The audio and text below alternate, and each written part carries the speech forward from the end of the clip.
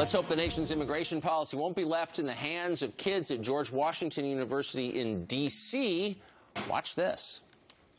This is a petition for President Obama to deport one American citizen in exchange for one undocumented immigrant. All right, let's go for it. No, it makes sense. Okay, great. I think that's definitely a good idea. Okay, great. I think our immigration rules are crazy, and I think it's important.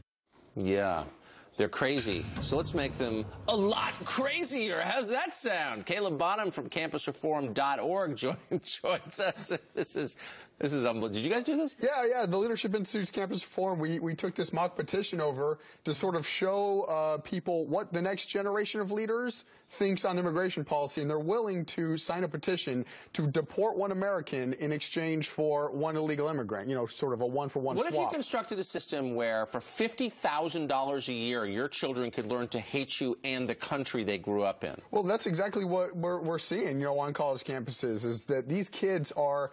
They're taught day in and day out that other people are to blame, that we need the government to step in and force equal outcomes, and they have completely abandoned critical thought. And they've exchanged it for emotional thought.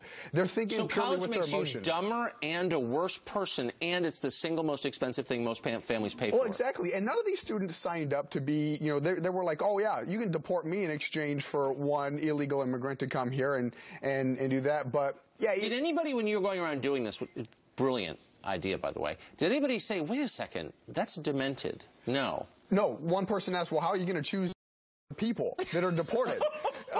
But this answers... By lottery, like the Shirley Jackson story. Exactly. This answers the age-old question, though, Tucker, as to why do you see so many petition gatherers on campus whenever you're walking around? Hey, do you want to sign up to give animals rights? Hey, do you want to sign up to cure the world of climate change? It's because college students will sign their name to anything that has any sort of progressive political jargon on it. And this is as crazy of an example as you can think of.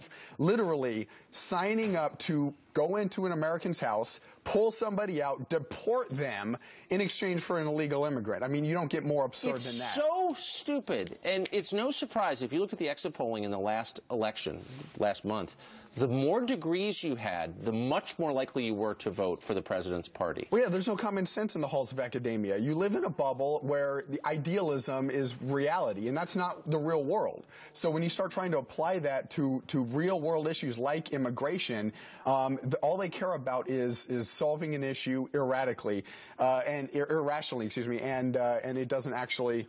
Our viewers at home who have kids know just how painful it is to pay college tuitions. But even if you don't have kids, you're still paying for it, because we all are. Everyone who pays taxes is paying for this nonsense. These are the people that are going to be leading the country. It's unbelievable.